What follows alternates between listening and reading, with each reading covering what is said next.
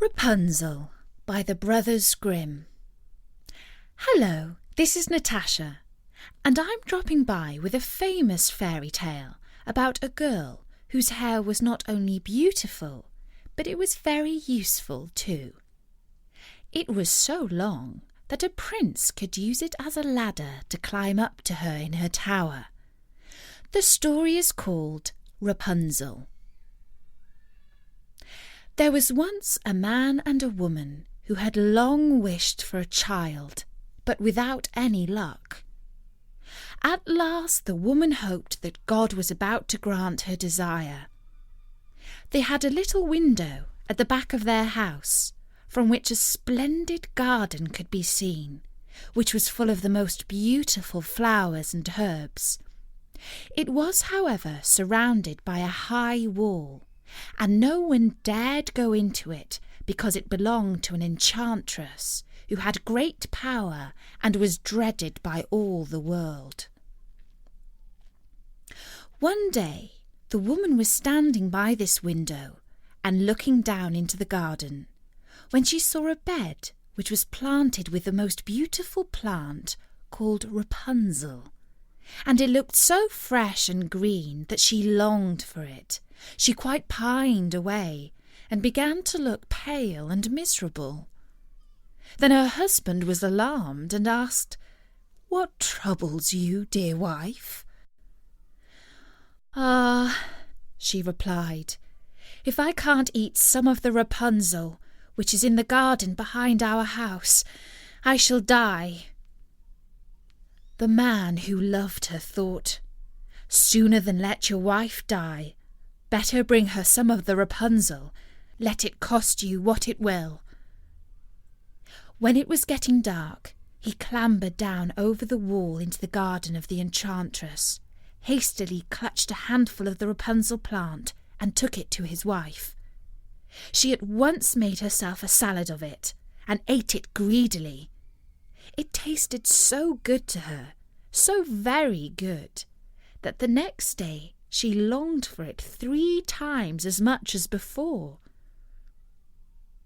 If he was to have any rest, her husband must once more descend into the garden. In the gloom of the evening, therefore, he let himself down again. But when he had clambered down the wall, he was struck with terror, for he saw the enchantress standing before him. "How can you dare," said she with an angry look, "climb down into my garden and steal my Rapunzel like a thief? You shall suffer for it." "Ah," answered he, "let mercy take the place of justice. I only made up my mind to do it out of necessity. My wife saw your Rapunzel from the window and felt such a longing for it that she would have died if she had not got some to eat." Then the enchantress allowed her anger to be softened and said to him, "If you speak the truth, I will allow you to take away with you as much Rapunzel as you will. Only I make one condition. You must give me the child which your wife will bring into the world. It will be treated well, and I will care for it like a mother." The man, in his terror, agreed to everything.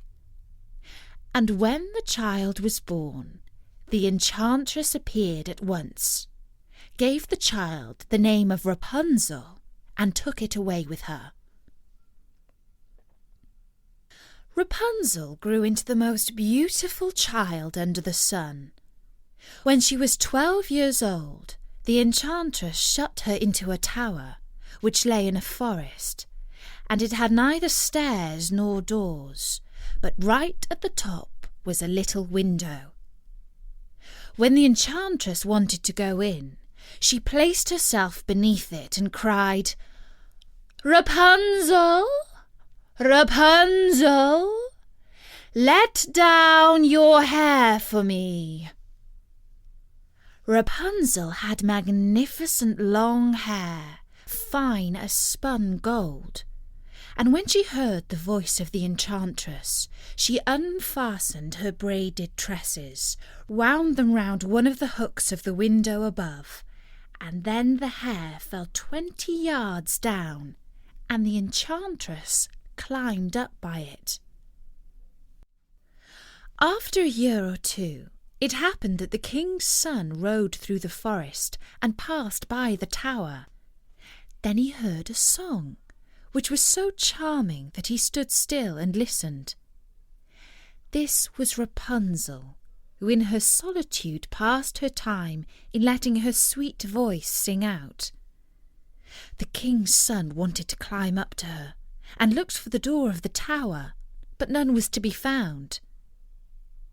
He rode home, but the singing had so deeply touched his heart that every day he went out into the forest and listened to it.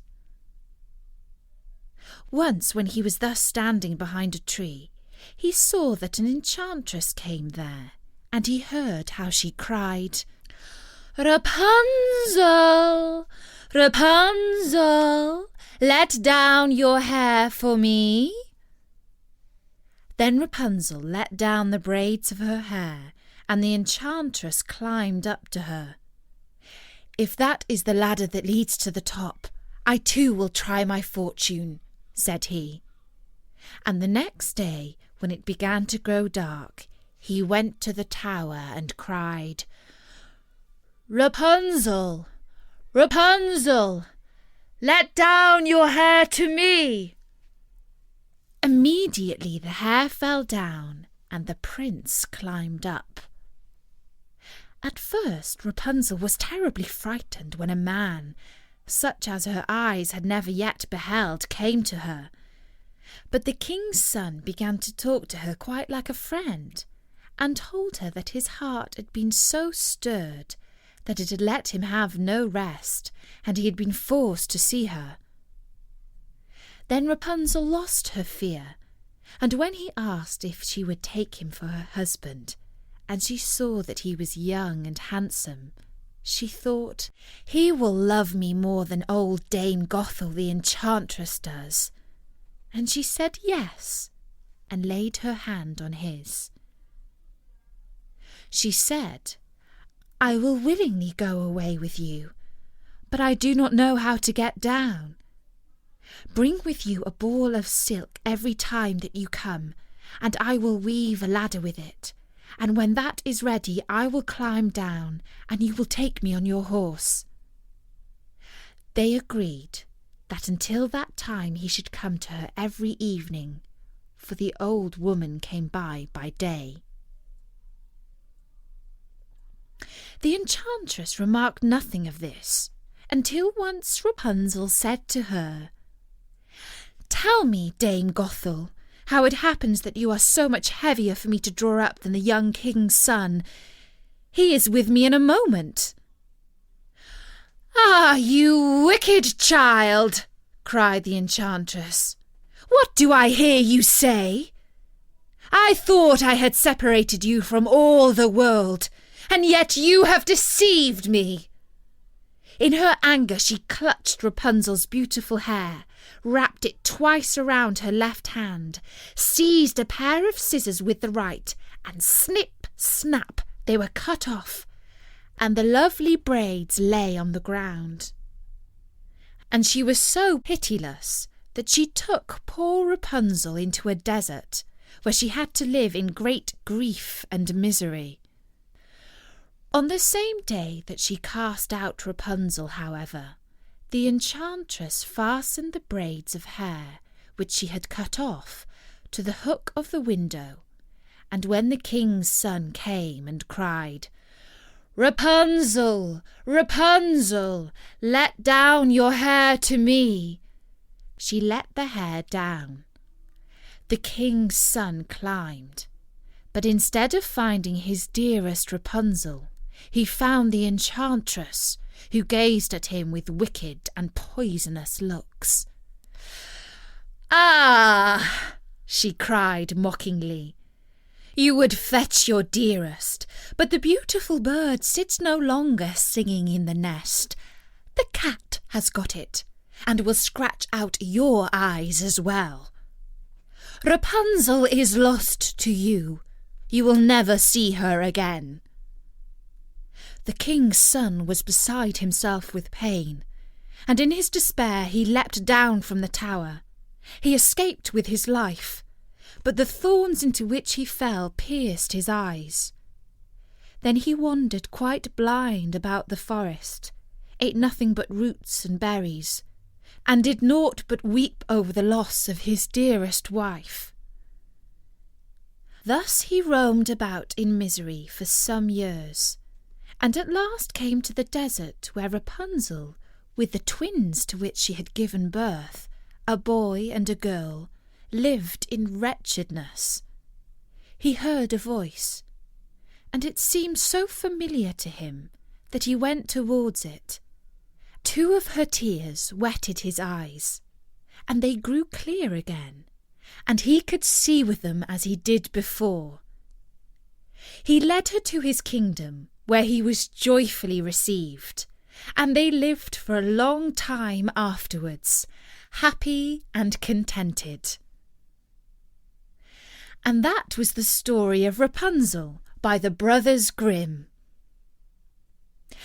Any time you have a spare moment, drop by at storynori.com, where you will find loads more stories.